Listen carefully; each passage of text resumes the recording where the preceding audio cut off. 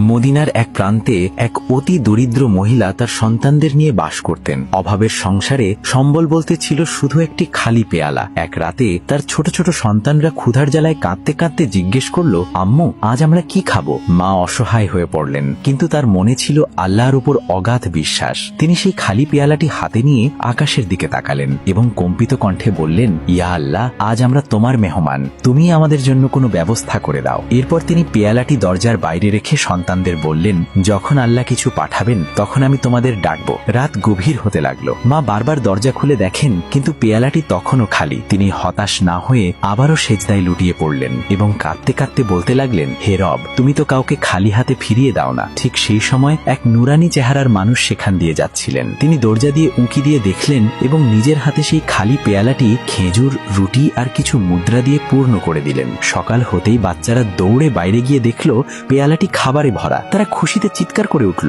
আম্মু দেখো, আল্লাহ আমাদের খাবার পাঠিয়েছেন। মহিলাটি তখন কাঁদতে কাঁদতে পেয়ালাটি বুকে জড়িয়ে ধরলেন। পরে তিনি যখন প্রতিবেশীদের কাছে জানতে পারলেন যে গভীর রাতে একজন নুরানি চেহারার মানুষ এগুলো রেখে গেছেন, তখন তিনি বুঝতে পারলেন তিনি আর কেউ নন, স্বয়ং রাসূল সাল্লাল্লাহু আলাইহি ওয়াসাল্লাম।